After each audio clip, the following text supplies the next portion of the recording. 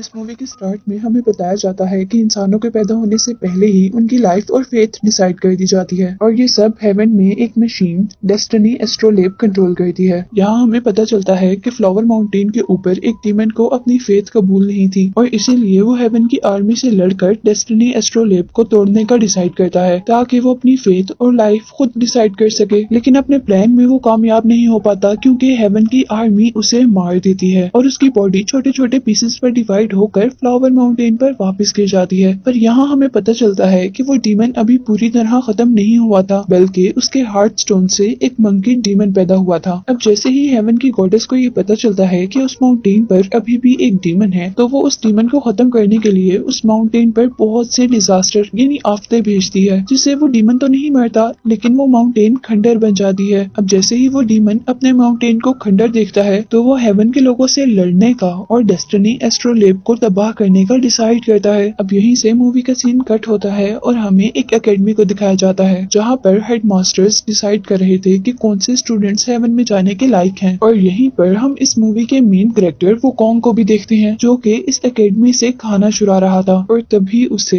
एक गार्ड देख लेता है और उसे वहाँ से कुछ खाने से मना करता है। दूसरी तरफ अब यही गार्ड एक और लड़की से भी बदतमीजी करने लग गया था और वो अब उस लड़की को अपने वेपन से मारने ही वाला था कि तभी एक स्टूडेंट आकर उस लड़की को बचाता है। लेकिन इस बात से उस गार्ड को गुस्सा आ जाता है और वो उसी स्टूडेंट को ही मारते हुए बहुत दूर गिराता है। और अब यहाँ पर एंट्री होती है एक डीटी की जिसका नाम अजी है। अजी सबके सामने उस गार्ड को मारती है जिसकी वजह से उस गार्ड के लिए ये सिचुएशन ऑकवर्ड बन जाती है और वो गार्ड अब अपने आदमियों से अजी को मारने के लिए कहता है। लेकिन इससे पहले कि अजी को कोई नुकसान पहुंचता वहाँ पर वुकोंग आ जाता है और वो अजी को मारने वाले आदमी को पिलर पर गिराते हुए उस गार्ड को मारता है और वो साथ ही गार्ड को मारते हुए दूर फेंकता है। उस गार्ड को मारने की वजह से अब यहाँ पर बहुत सारे गार्ड्स आ गए थे जो कि वुकोंग से लड़ने वाले थे। अब वुकोंग उनसे लड़ने के लिए अपने कान में से लावा निकालता है जो कि एक वेपन में चेंज हो जाता है और साथ ही वो अपने वेपन को घुमाता है जिसमें से बहुत सी फायर निकलती है और वहाँ मौजूद सारे के सारे सोल्जर्स एक ही हिट में ऊपर उड़ते हुए दूर गिरते हैं।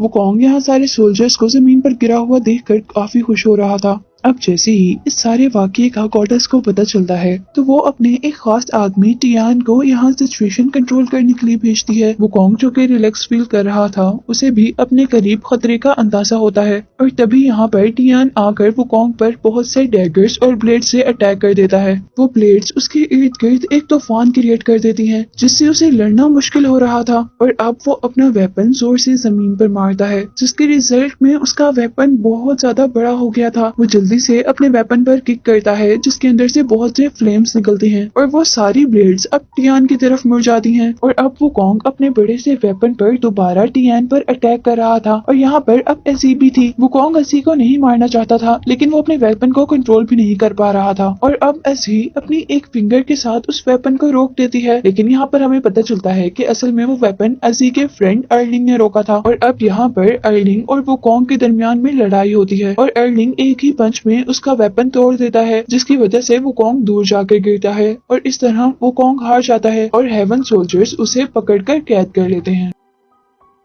अब यहाँ हमें दोबारा गॉडेस को दिखाया जाता है जिसके पास अब टियान मौजूद था और वहीं पर एजी आती है और हम पर रिवील होता है कि असल में एजी इस गॉडेस की बेटी है और वो अपनी मदर से इस बात की शिकायत कर रही थी कि वुकोंग के साथ साथ उसके दोस्त अर्लिंग को क्यों कैद किया गया, जबकि अर्लिंग ने तो वुकोंग को हरा कर उस लड़ाई को रोका था। और यहाँ गॉडेस एजी को बताती है कि अर्लिंग को उनकी बात ना मानने की सजा मिली है क्योंकि गॉडेस ने वो लड़ाई रोकने का काम टियान को दिया था। अब यहाँ हम वुकोंग और अर्लिंग दोनों को एक ही प्रिजन में देखते हैं और वुकोंग अर्लिंग से कह रहा था कि हमारी लड़ाई बिल्कुल अनफेयर थी क्योंकि तुम लोग दो थे और मैं सिर्फ एक। और अब वुकोंग दोबारा अर्लिंग से लड़ाई करने को कहता है लेकिन यहाँ पर अर्लिंग उससे मना कर देता है और तब वुकोंग अर्लिंग के साथ साथ उसकी मदर की भी इंसल्ट करता है। इस बात पर अर्लिंग को भी गुस्सा आ जाता है और वो भी लड़ाई के लिए खड़ा होता है। पर इससे पहले कि वो लोग लड़ाई करते यहाँ पर गॉडेस आ जाती हैं और गॉडेस अर्लिंग को फ्री कर देती हैं, जिस पर वुकोंग गॉडेस से कहता है कि ये तो कोई इंसाफ ना हुआ, लड़ तो हम दोनों ही रहे थे तो आपने उसको क्यों फ्री कर दिया? मुझे भी आपको फ्री करना चाहिए। और वुकोंग की बात सुनकर गॉडेस अपने मैजिक से एक क्राउन बनाती हैं और उस क्राउन को वुकोंग के सर पर रख देती हैं। लेकिन ये क्राउन असल में एक क्राउन नहीं था, बल्कि ये गॉडेस के सामने बोलने की सजा थी, जिसको पहनने की वजह से उसको बहुत ज्यादा पेन होता है। और उस क्राउन का कंट्रोल गॉडेस अपनी बेटी एजी को दे देती है। अब वुकोंग अपने पास्ट के बारे में सोच रहा होता है और मूवी फ्लैशबैक में चली जाती है, जहाँ पर हमें पता चलता है कि वुकोंग ही असल में मंकी डीमन है, जो कि वो उस डीमन के हार्ट स्टोन से पैदा हुआ था और उसे एक ओल्ड मैन ने अपनी पावर से इंसान में चेंज कर दिया था, ताकि गॉड्स उसे पहचान न सके और वो गॉड्स की देने वाली बाकी सजा से बच सके। अब दूसरी तरफ हम गॉडेस और अर्लिंग को देखते हैं, जहाँ पर अर्लिंग डेस्टिनी एस्ट्रोलेब के अंदर था और वो गॉडेस उसे इस बात का लेक्चर दे रही थी कि वो कैसे अपने ह्यूमंस इमोशंस को खत्म कर सकता है। और साथ ही वो ये बात भी कह रही थी कि वो इस एस्ट्रोलेब की हेल्प से अपनी मॉम और अपनी फ्रेंड अजी को भूल जाए, जिसके बाद ही वो असल डीटी यानी खुदा बन पाएगा। अब यहाँ हम देखते हैं कि वुकोंग को होश आ गया था और वो अपने सामने अजी को देखकर चीखता है और कहता है कि मेरे सर से इस क्राउन को उतार दो। और इस बात पर अब अजी क्राउन का कंट्रोल घुमाती है और वो मंकी डीमन ऐसे नीचे बैठ जाता है जैसे वो उसकी सारी बातें मानता है, क्योंकि वो अब वैसा पेन नहीं फील करना चाहता था जैसा वो इससे पहले कर चुका था। अब वो लोग हेवन एकेडमी के एक सेमिनार पर जाते हैं, जहाँ पर एक मास्टर अपने साथ सभी स्टूडेंट्स को बता रहा था कि ये हेवन कैसे वर्क करती है। वो लोग यहाँ पर एक ब्रिज से गुजर रहे थे और मास्टर उन्हें बता रहा था कि इस ब्रिज से गुजरने के बाद तुम एक इंसान नहीं रहोगे, बल्कि एक डीटी बन जाओगे और तुम्हें अब अपने हर इंसानी इमोशन, इंसानी काम और इंसानी रिलेशन को छोड़ना होगा। और वो ब्रिज आकर एक ऐसे रूम में खत्म होता है जहाँ पर डेस्टिनी एस्ट्रोलेब था और यहाँ पर वुकोंग के साथ साथ सभी स्टूडेंट्स को गॉडेस मिलती हैं, जो उन्हें बता रही थी कि ये डेस्टिनी एस्ट्रोलेब कैसे वर्क करता है और अपनी बात ना मानने वालों को कैसे सजा देता है। और इस बात को प्रूव करने के लिए वो उन्हें मंकी डीमन की एग्जाम्पल देती हैं, जिसकी वजह से वो फ्लावर माउंटेन भी खराब हो गई थी। ये बात बताने का उस गॉडेस का मकसद ये भी था क्योंकि वो जान गई थी कि वुकोंग ही असली मंकी डीमन है और वो अब ये भी जानना चाहती थी कि वुकोंग असल में यहाँ क्या करने आया है। वुकोंग अपने साथ होने वाले इंसिडेंट को गॉडेस के मुंह से सुनकर बहुत ज्यादा गुस्से में आ गया था, लेकिन इससे पहले कि वो कुछ करता,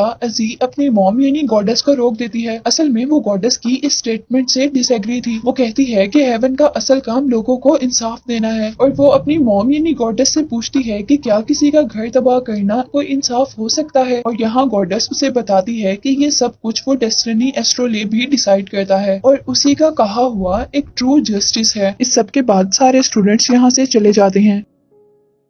और क्योंकि यहाँ गॉडेस भी जान गई थी कि वुकोंग अब दोबारा हेवन के अंदर है, तो वो अब अपने खास आदमी टियान को बुलाकर उसकी सच्चाई बताती है। गॉडेस टियान को बताती है कि असल में वुकोंग ही मंकी डीमन है, जो कि उस डीमन के हार्ट स्टोन से पैदा हुआ था जिस डीमन ने इस हेवन पर हमला किया था। वो टियान से कह रही थी कि वुकोंग के यहाँ होने से डेस्टिनी एस्ट्रोलेब और हेवन दोनों को ही खतरा है और तुम हेवन को इस खतरे से निकालने के लिए जाओ, उसे मार दो और उसका दिल निकाल लाओ। यहाँ वुकोंग अब अपने गुस्से में किसी तरह उस डेस्टिनी ब्रिज की भी उठा लेता है, जिस ब्रिज को पार करके वो डेस्टिनी एस्ट्रोलेब तक पहुंच सकता था। लेकिन डेस्टिनी एस्ट्रोलेब तक पहुंचने से पहले ही उसे अर्लिंग रोक लेता है। अर्लिंग वही लड़का है जो अजी का फ्रेंड है और अब यहाँ पर उन दोनों के दरमियान में फाइट शुरू हो जाती है और अर्लिंग अपना वेपन यूज करते हुए वुकोंग के फायर वेपन को फ्रीज कर देता है। वो लोग यहाँ बुरी तरह लड़ रहे थे और इसके नतीजे में ब्रिज के पिलर्स भी टूट गए थे, जिसकी वजह से वहाँ तूफान क्रिएट हो गया था। और उसी टाइम अब एंट्री होती है टियान की। अर्लिंग और टियान दोनों मिलकर वुकोंग से लड़ रहे थे। यही जब अजी ब्रिज के गार्ड के पास पहुंचती है तो गार्ड को बेहोश देखकर अजी को भी अंदाजा हो जाता है कि यहाँ पर कुछ न कुछ तो गड़बड़ है। अब अर्लिंग और टियान मिलकर वुकोंग को हराने ही वाले थे, तो तभी वहाँ पर अजी उस गार्ड के साथ आ जाती है। अजी के रोकने पर अर्लिंग और टियान दोनों रुक जाते हैं, पर वुकोंग अपनी पावर्स को यूज करते हुए अपना वेपन जैसे ही ब्रिज पर मारता है तो वो वेपन खतरनाक हद तक बड़ा होते हुए ब्रिज को तोड़ देता है और ब्रिज टूटने की वजह से वो सब अब फ्लावर माउंटेन पर जाकर गिरते हैं, जहाँ पर वो डीमन रहा करता था। जहाँ आने पर भी वो तीनों एक दूसरे से लड़ रहे थे, लेकिन इस वक्त उनको चोट लगना शुरू हो जाती है और अब उनको पता चलता है कि हम जमीन पर आ गए हैं और हमारी सुपर पावर्स खत्म हो गई हैं। और तभी इस वक्त गांव पर क्लाउड डीमन अटैक कर देता है, जो कि अपनी पावर्स बढ़ाने के लिए सब गांव वालों को अपने अंदर ले रहा था। सभी गांव वाले डर कर उससे छुप रहे थे और अंदर अपने घरों की तरफ जा रहे थे। और इसी दौरान टियान की नजर एक बच्चे पे पड़ती है जो कि बाहर ही रह गया था और उसे यहाँ पर एक लड़की बचाने के लिए आती है। टियान जल्दी से आता है और और उन दोनों को बचाकर अंदर ले जाता है। और इससे पहले कि वो खुद अंदर जा पाता, अब क्लाउड डीमन उसे ही अपने अंदर खींचने लगा था और अब टियान को और कोई नहीं बल्कि वुकोंग बचाता है, जिसे टियान मारने वाला था। इस वक्त एजी अपने एरो से उस क्लाउड डीमन पर अटैक करती है, जिसकी वजह से वो क्लाउड डीमन फ्रीज हो जाता है और वहां से वापस चला जाता है। सीन यहीं से कट हो जाता है और सुबह होने पर हम वुकोंग और अर्लिंग को रस्सी से बंधा हुआ देखते हैं, जिन्हें एजी ने बांधा था। और अब एजी उन सबसे कहती है कि ये गांव वाले खतरे में हैं और हमें अपनी लड़ाई छोड़कर इनकी मदद करनी चाहिए। और साथ ही एजी उन दोनों को ये भी बताती है कि गांव वालों को लग रहा है कि हम डीटीज उनकी मदद करने के लिए आए हैं। पहले तो एजी और अर्लिंग दोनों इनकार कर देते हैं और फिर जब वो खुद गांव वालों को मुश्किल में देखते हैं तो वो डिसाइड करते हैं कि वो अब क्लाउड डीमन को पकड़ कर ही रहेंगे। और अब वो लोग उसे पकड़ने के लिए एक आर्टिफिशियल सनसेट क्रिएट करते हैं, क्योंकि सूरज गरूब होने के बाद ही वो बादल अपेयर होता था और उस आर्टिफिशियल सनसेट को देखते ही वो क्लाउड डीमन अब गांव पर अपेयर हो गया था। अब यहाँ सब लोग मिलकर उस पर फ्रीजिंग एरो से अटैक कर रहे थे, लेकिन इससे कुछ भी नहीं हो रहा था, बल्कि सिर्फ उस डीमन को गुस्सा आ रहा था। और अब टियान जल्दी से भागता हुआ जाता है और अपने आर्टिफिशियल सनसेट एलुयन को आग लगा देता है, जिसकी वजह से वहाँ पर डीमन का फेस देखा जा सकता था। उस डीमन का चेहरा नजर आते ही वुकोंग अपनी बड़ी सी फ्रीजिंग कैनन से उस पर अटैक कर देता है और अब यहाँ वुकोंग के मारते ही टियान उस डीमन को कैद कर लेता है और इस तरह गांव वाले उस डीमन से बच जाते हैं जो उन्हें सालों से तंग कर रहा था। इस गांव में टियान को अपनी वो फ्रेंड भी मिलती है जिसे हेवन से निकाल दिया गया था। इस सब के बाद हम वुकोंग और एजी को देखते हैं, जहाँ अब हमें पता चलता है कि एजी वुकोंग को पसंद करने लगी थी, लेकिन ये बात गॉडेस को बिल्कुल भी पसंद नहीं आती और वो अब एजी को वापस हेवन में लेकर आने के लिए हेवन से अपनी आर्मी को फ्लावर माउंटेन तक भेजती है। यहाँ पर आने के बाद वो सोल्जर सभी को मार रहे थे और इस लड़ाई के दौरान वो डीटी टियान जो कि अब जमीन पर आने की वजह से इंसान बन चुका था, वो भी मर जाता है और एजी को वो सोल्जर्स वापस लेकर जाने लगते हैं, जो देखकर वुकोंग को बहुत ज्यादा गुस्सा आता है और वुकोंग अब सोल्जर से लड़ता है, लेकिन वो हार जाता है और वो सोल्जर्स वुकोंग को लेकर हेल में चले जाते हैं।